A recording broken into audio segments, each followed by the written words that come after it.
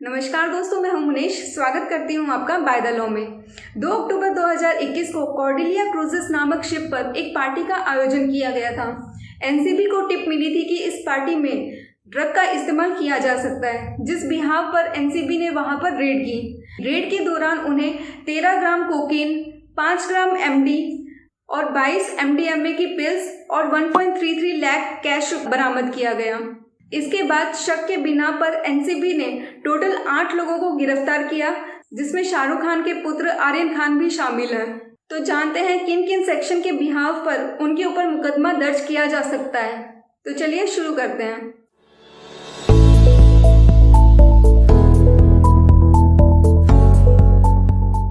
Narcotic drugs and psychotropic substance act 1985 में सबसे पहले बनाया गया था। इसके बाद इसमें 3 बार अमेंडमेंट की गई है। 1988 में, 2001 एंड 2014 के अंदर मेजर अमेंडमेंट्स किए गए हैं। अब मैं आपको बता देती हूँ कि ये एक्ट बनाने का मेजर पर्पस क्या था। जो हमारी यंग जनरेशन होती है बहुत जल्दी ड्रग्स की तरफ अट्रैक्ट होती है, उनके स्वास्थ्य पे ध्यान देने के लिए, उनको इस चीज से बचाने के लिए हमारा ये एक्ट बनाया गया था 1985 में। अब इसके अंदर 2 टर्म्स यूज की गई हैं, narcotic drugs and psychotropic substance. तो नार्कोटिक ड्रग्स वो ड्रग्स होते हैं, वो दवाइयाँ होती हैं जिससे नशा होता है इंसान को।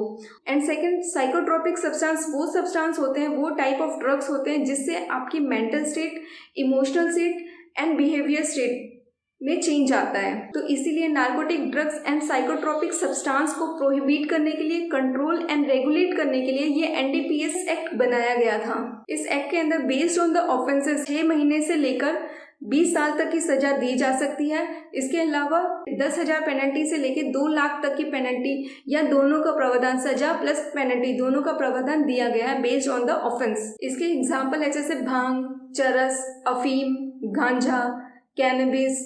ये कुछ एग्जाम्पल हैं आपके narcotic drugs and psychotropic substance के। एनडीपीएस एक्ट के अकॉर्डिंग एक एजेंसी बनाई गई है जिसको कहते हैं हम एनसीबी। एनसीबी होती है narcotic control bureau.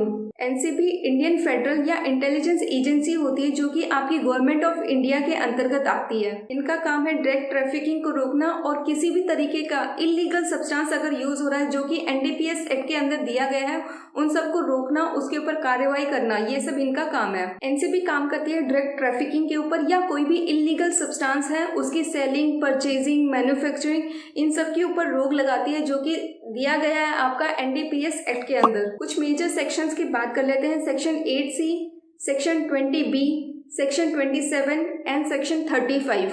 First point है सेक्शन 8C।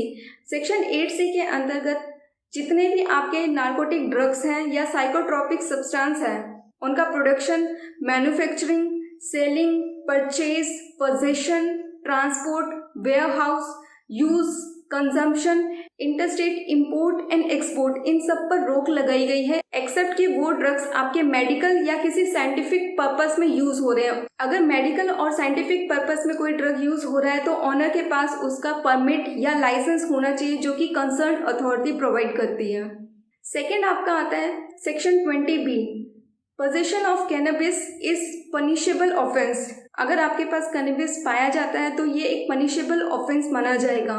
कैनबिस एक तरीके का ड्रग होता है जो कि साइको एक्टिव ड्रग्स होता है। इसको आप डायरेक्टली सेवन भी कर सकते हैं, इसको स्मोक के थ्रू या खा भी सकते हैं। इस सेक्शन के अकॉर्डिंग आपको cultivation, manufacturing, selling, purchase, use, consumption ये एक ऑफेंस माना जाएगा। अगर आपके पास कैनबिस पाया जाता है तो उस केस में आपको सजा भी हो सकती है और आप पे पेनल्टी भी लग सकती है। ये डिपेंड करेगा कि कितना अमाउंट आपके पास पाया गया है। अगर एक्यूज के पास स्मॉल अमाउंट कैनबिस पाया जाता है तो उसको 6 महीने की सजा हो सकती है या फिर 10,000 तक का जुर्माना या दोनों हो सकते हैं। अगर एक्यूज के पास स्मॉल क्वांटिटी से कुछ ज़्यादा कैनबिस मिलता है तो उसको 1 साल की सजा हो सकती है या फिर 1 लाख तक का जुर्माना हो सकता है या दोनों हो सकते हैं। नेक्स्ट कैटेगरी इसमें आती है अगर एक्यूज के बाद कमर्शियल क्वांटिटी मिलती है, बहुत बल्क में क्वांटिटी मिलती है, तो उसकी सजा 20 साल तक एक्सटेंड की जा सकती है और उसके ऊपर 2 लाख तक का जुर्माना हो सकता है या दोनों हो सकते हैं। थर्ड पॉइंट है आपका सेक्शन 27। सेक्शन 27 आपका कहता है कि किसी भी तरीके का नार्कोटिक ड्रग या साइकोट्रोपिक सब्सटेंस का सेवन करना ये पनिशेबल ऑफेंस है। अगर किसी भी तरीके का आप ड्रग का सेवन कर रहे हैं, ड्रग ले रहे हैं डायरेक्टली, इनडायरेक्टली, स्मोकिंग के थ्रू ले रहे हैं या खा रहे हैं या इंजेक्ट कर रहे हैं अपनी बॉडी में, तो ये एक पनिशेबल ऑफेंस माना गया है। ऐसे केस में अगर कोई पकड़ा जाता है तो उसके ऊपर 1 साल की सजा या 20,000 तक की पेनल्टी लग सकती है, या दोनों हो सकते हैं। इसमें 2 कैटेगरी है। अगर एक्यूज के पास कोकेन, मोर्फिन, डायसेटाइलमोर्फिन ये मिलता है तो उसको 1 साल की सजा और 20,000 तक का जुर्माना, या दोनों हो सकते हैं। दूसरी कैटेगरी इसके अंदर वो है जो कि नार्कोटिक ड्रग्स और साइकोट्रोपिक सब्सटेंस, जो कि क्लोज ए के अंतर्गत जो ड्रग्स दिए गए हैं उनके अलावा अगर कोई एक्यूज्ड उनका सेवन कर रहा है तो उसको 6 महीने की सजा या 10,000 तक का जुर्माना लग सकता है, या दोनों लग सकता है।